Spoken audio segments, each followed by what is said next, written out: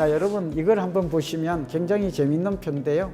한번 보시면 집값이 여기 한번 보시면 전국적으로 지난 35년간 3.53%가 올랐는데 서울은 4%밖에 오르지 않아요. 여러분의 상식과 좀 맞지 않잖아요? 강남은 진짜 무진장이 많이 올랐거든? 근데 어때요? 서울보다 1%포인트 높아요. 자, 여러분 강남은 오를 때 많이 오르고 내릴 때 적게 많이 내려서 그래요. 이 문재인 정부 들어서 집값이 급격하게 오르는 것을 보여주고 있고요. 이건 이제 월세 지수도 지금 가장 힘든 사람이 월세 사람들 아니에요. 그래서 월세 사는 분은 당장 두 가지를 해야 돼요. 하나는 반전세로 갈아타야 돼요. 누가 갈아타기 싫냐? 전세 대출 정부 많이 해주잖아요. 그러니까 반드시 갈아탈 거. 그 다음에 두 번째는 내가 아파트를 구매할 성장 지역으로 이동하는 거예요. 좀 이해되셨어요? 그리고 세 번째는 나의 가점을 이용하건 특별 공급이라고 들어보셨죠? 5가지가 있어요. 신혼부부든 생애 최초 주택이든 부양 다자녀, 자식이 많든 이런 분들에게는 유공자는 기회가 많거든요. 맞춤형으로 상계 신도시와 앞으로 도심에서 공급되는 신규 분양을 노리는 게 최상의 방법이다. 이런 말씀을 드려요.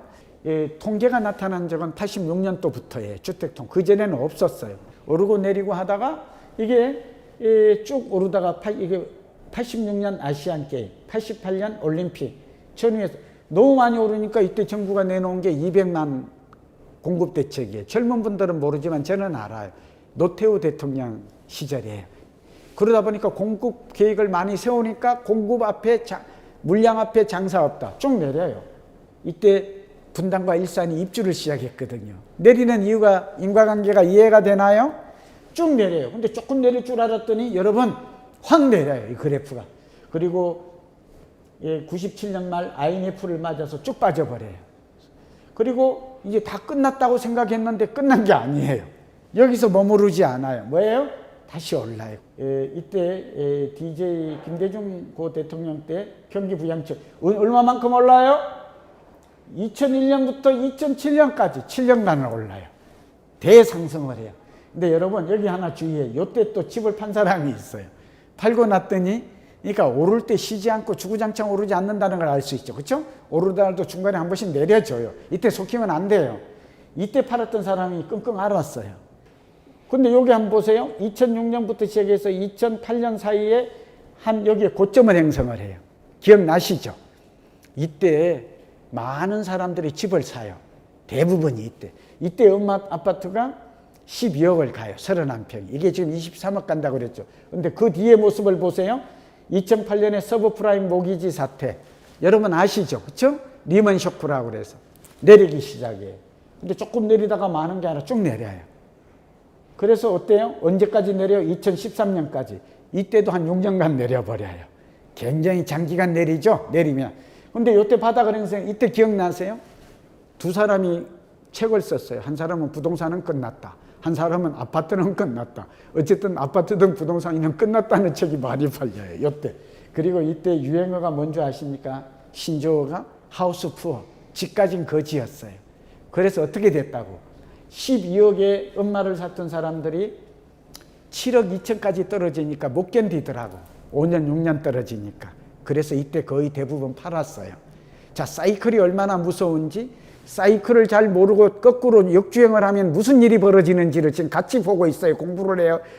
이게 지금 끝난 게 아니에요. 사이클은 반복될 가능성이 많아요. 여러분 여기서 무슨 교훈을 느끼세요? 이 그래프는 무엇을 시사하세요? 두 가지를 시사해요. 뭐라고요? 사이클이 있다.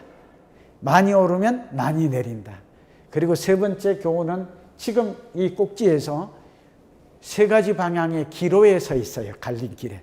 올라갈 것인가, 횡보할 것인가, 내릴 것인가. 저의 예측은 단기적으로는 더 올라요.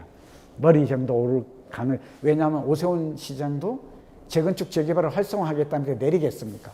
재건축이 올라가는데 구축 아파트나 신축 아파트는 또 내리겠냐고. 강남과 강북이 오르는데 수도권은 또 내리겠냐고. 이걸 생각하면 조금 더 상승세는 유지된다. 그러나 이러한 상황이 오래 가지는 않는다. 금리 변수가 있고 정부가 지금이라도 공급을 확대하기 확실한 정책 신호를 준다면 아까 불안했던 젊은이들이 지금 그리고 다주택자들이 매물을 조금만 내놓는 정책을 쏟는다면 사실은 집값 안정에는 크게 도움이 될 것이라고 봅니다. 여기 10가지 있죠? 이것만 꼭 기억했어요. 지금 인구는 지금 증가하지 않아요.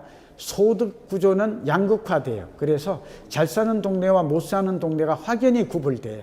그리고 우리는 성장 지역으로 갈아타야 될 걸 꼭 말씀을 드려요. 자, 보십시오. 입지라는 개념 꼭 기억하시고요. 설명이 좀 필요한데, 입지는 환경이고 요인이며 변화한다는, 그러니까 입지가 많이 변화하는 곳을 투자하라고요. 오세훈 정책은 앞으로 재건축 재개발을 활성화하고 특히 한강변이 굉장히 혜택을 볼 것 같아요. 그리고 재개발, 강북지역 재개발, 뉴타운 해제 지역 있죠. 창신 숭인지구 같은 것들이 대표적인데요. 과거에 뉴타운 지정됐다가 해제된 곳 있죠. 이명박 대통령 시절에 이런 것들이 오히려 지금 혜택을 볼 것 같아요. 오세훈 시장이 3대 경제축인데요. 1축이 서남권이에요. 강서, 구로, 금천이고요. 2축은 서초, 강남, 강동이에요. 여러분, 강남, 서초구, 송파구, 강남인데 이제 강동구가 강남 4구가 강남권에 편입되는 신호로 볼 수 있어요. 오세훈 시장에서. 그리고 또 하나 3축은 마포, 용산, 동대문 중심인데 앞으로 저는 여기서 집값이 안 오르는 데가 동대문이에요. 동대문 지역 중랑구가 조금 덜 개발되고 아직 덜 올랐다. 근데 여기 GTX, ABC가 들어서는 지역을 주목하라. 이해되셨죠? 요거는 하나 좀 수요 곡선의 이동인데요. 여러분, 인구가 증가하고 소득이 증가하고 선호도가 기호도를 선호도라고 그래요. 그리고 대체제가 중요해요. 여러분, 강남을 예를 들게요. 수요 곡선이 이동하면 수요 증가로 가격이 수직 상승해요. 공급이 증가하지 않을 때. 그런데 대표 지역이 강남이에요. 강남은 말하자면 인구도 증가하고 소득도 증가. 강남 사람이 또 돈이 부익부 빈익빈 되는 거 아시죠? 그리고 부자들은 다 강남으로 주거 사다리의 최정점이라고 다 강남 오고 싶어 해요. 근데 강남이 떨어지겠냐고. 떨어진다 하더라도 먼저 가장 회복하는 것이죠. 대기 수요와 잠재 수요가 많기 때문에. 두 번째는 강남이 집값이 앞으로도 10년 동안 최고 많이 오르고 최고의 정점에 자리하는 이유는 대체 도시가 없기 때문이에요. 이거 굉장히 중요한 통찰력이에요. 여러분, 강남 대체 주거지를 만든다는 곳이 어디였습니까? 분당과 판교와 위례 신도시였습니다. 지금 위례에 가서 분당에 가서 판교에 가서 내가 지금 강남에 와 있네? 그러면 누가 믿겠어요? 말은 대체 신도시지만 강남을 완전히 대체할 수 있는, 강남과 똑같거나 버금가는 도시는 아니에요. 강남은 강남이고 그곳은 어디까지나 강남 다음 가는 도시예요. 동의하십니까? 어느덧 부동산을 통한 자산관리가 이제 결론 부분으로 가는 것 같습니다. 앞서 시기 선택에 대한 얘기를 했고 이제 지역 선택에 들어갑니다. 지역 선택은 비교적 어렵지 않아요. 성장 지역을 선택하라. 근데 여러분, 그 성장 지역은 여러분 어떻게 알 수 있을까요? 서울의 성장 지역은 두 가지로 알 수가 있어요. 하나는 서울시의 도시 플랜을 보면 알 수 있어요. 그리고 두 번째는 앞으로 서울시에 일어날 교통의 대변화를 보면 알 수 있어요. 그 다음에 세 번째는 도시 재정비 계획을 보면 알 수 있어요. 우리는 변화의 코드를 읽을 수 있구나. 첫 번째가 2030 도시 플랜이에요. 근데 이게 오세훈 시장이 요거 하나 주목하세요. 2040 계획이 조만간 나와요. 아직 안 나와서 이걸 가져온 거예요. 나오면 꼭 보세요. 서울시 홈페이지 들어가서 보시라고. 제가 또 우리 이 방송이나 유튜브를 또 할 수도 있겠죠? 보십시오. 핵심이 세 군데예요. 한양, 광화문을 중심으로 한 4대문 안이에요. 굉장히 중요해요. 네 군데 이렇게. 투자 지형이 바뀐다. 투자 지도를 다시 그려라. 서울시 지도를 꺼내놓고 보세요. 여기 나와 있죠. 이렇게 지도가 바뀌어요. 이 3도심, 강남이 어딘지 아시죠? 강남, 서초, 송파. 그 다음에 영등포, 여의도를 봐야 되고. 광역 중심에 용산이 있는데 이 용산은 사실은 서울역과 더불어서 통합개발이 되기 때문에 4도심으로 옮겨도 돼요. 위상이 높아요. 용산이. 저는 이 네 군데 중에 투자할 것 같아요. 그냥 쉽게 말하면. 근데 이건 비싸요. 돈이 비싸니까 못하겠다 싶은 사람은 청량리, 왕십리, 청동상계사. 이미 청동상계는 많이 올랐잖아요. 대림, 잠실 이쪽을 해야 돼요. 그러면 그 다음 12지역 중심 동대문을 저는 굉장히 좋게 봐요. 망우 좋게 봐요. 연신내 올랐지만 불광동 쭉 보시고 요즘 목동이 뜨거우니까 봉천동 보시고 봉천마저도 올랐어요. 문정천호 길동 이런 지역들이 앞으로 서울의 성장을 이끌 중심 도시예요. 이해되셨죠? 한강변은 가급적 한강변에 있는 아파트를 사세요. 용산에 갔더니 한강변에 언덕이 보이고 안 보이고의 차이가 2, 3억 차이가 나요. 근데 강남에 있는 아파트는 한강이 보이는 곳과 안 보이는 곳의 차이가 얼마인지 아세요? 한 8억에서 10억 정도 나요. 그러면 한강값이 굉장히 커진다는 거.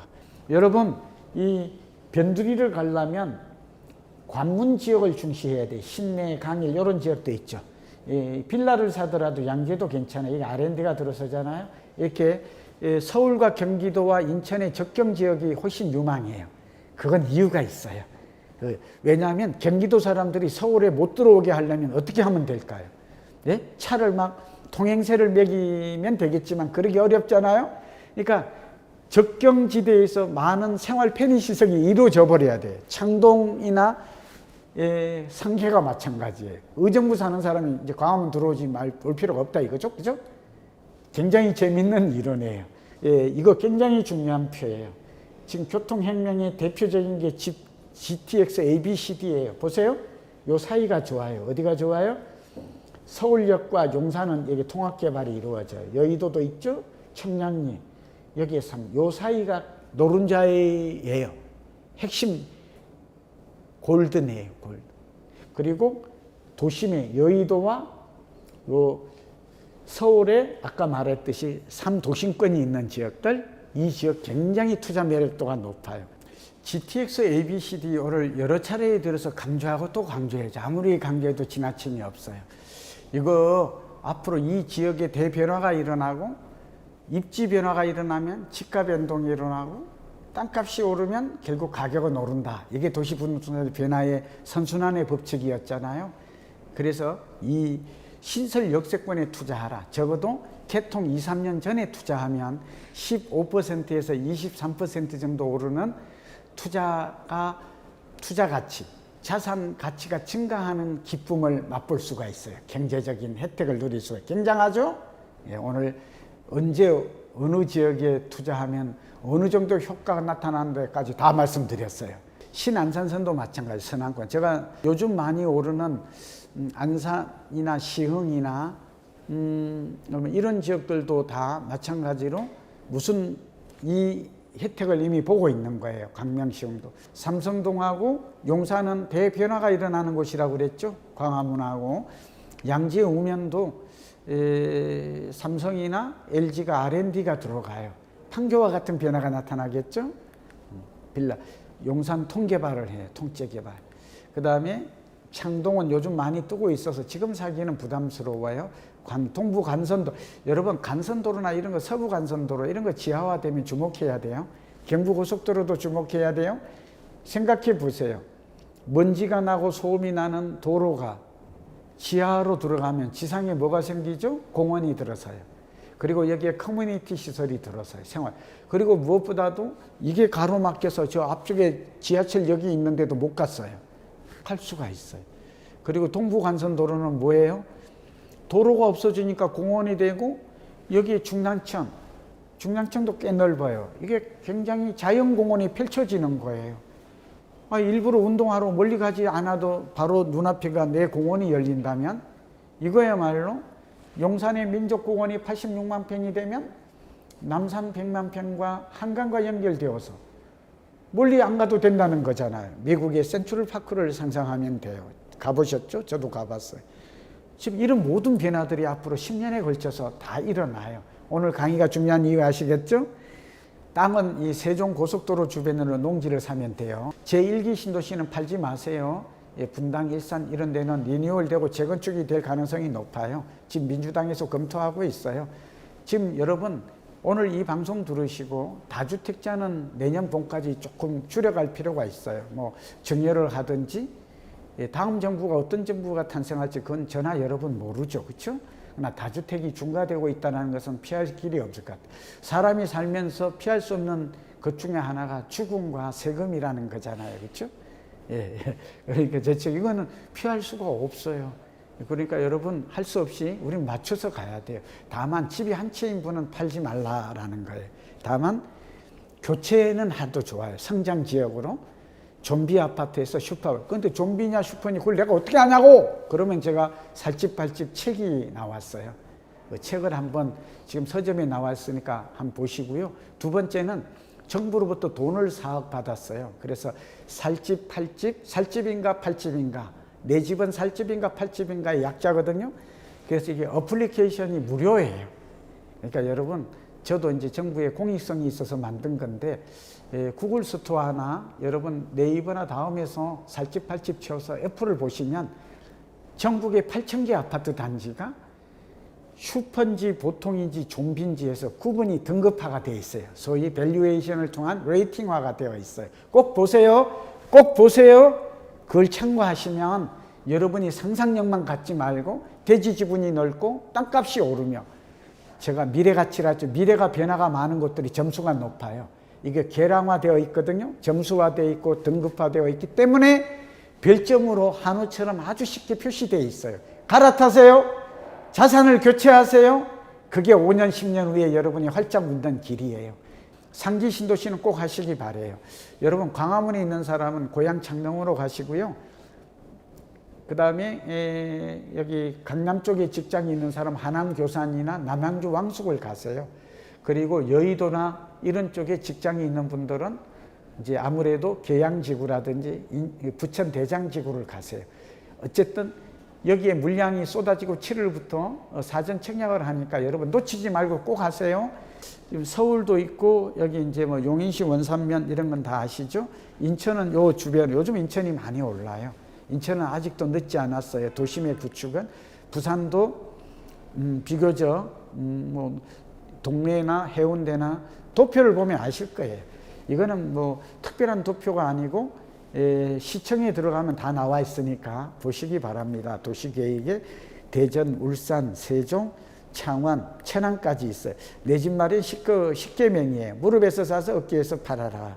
국내 집값은 5 내지 7년 상승하면 4, 6년은 하락한다. 다음 기회가 있다. 다음 기회도 좀 인내심을 갖고 기다려보자. 살기 좋고 사기 좋은 집이 좋은 집이다. 이거는 살집 팔집이라는 어플리케이션과 책을 보면 자세하게 설명이 되어 있다. 땅값이 올라야 집값이 오른다. 도시부동산의 법칙이다. 실거래가만 보고 하지 말라. 3.3제곱미터당 땅값을 보고 해라. 강남은 오를 때도 많이 내릴 때도 많이 내린다라는 걸 우리는 그건 편견이고 많이 내린다는 점을 기억하라. 계속 강남은 불패다 이런 얘기는 진실이 아니다. 신설 역세권이 더 중요하다. 기존의 역세권을 사면 오르는데 한계가 있어요. 이미 가격이 반영되어 있죠.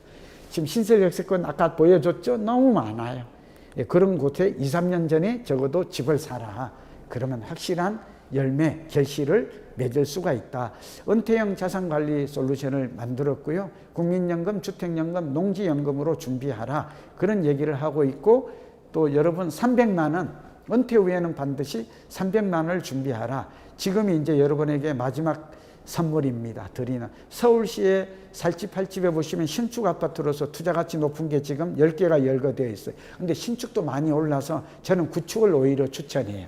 살기는 좀 불편하지만 대지 지분이 넓고 변화가 많은 곳들이에요. 재건축은 이런 것들이 지금 또, 근데 가격이 많이 오르면 또 바뀌어요. 가투비, 가격 대비 투자 가치가 중요하니까. 경기도가 더 유망해 보여요, 저는. 서울은 이미 많이 올랐고 경기도를 지금 사는 것들이 더 저렴한 비용에, 인천이 또 슈퍼 아파트가 픽으로 돼 있죠. 부산, 오늘 이 방송을 듣는 현대건설 가족 여러분에게 부산, 대구, 광주, 대전, 세종시까지, 울산까지 다 준비되었다는 것을 말씀을 드립니다. 자, 여러분 이제 마쳐야 될 시간이 됐습니다.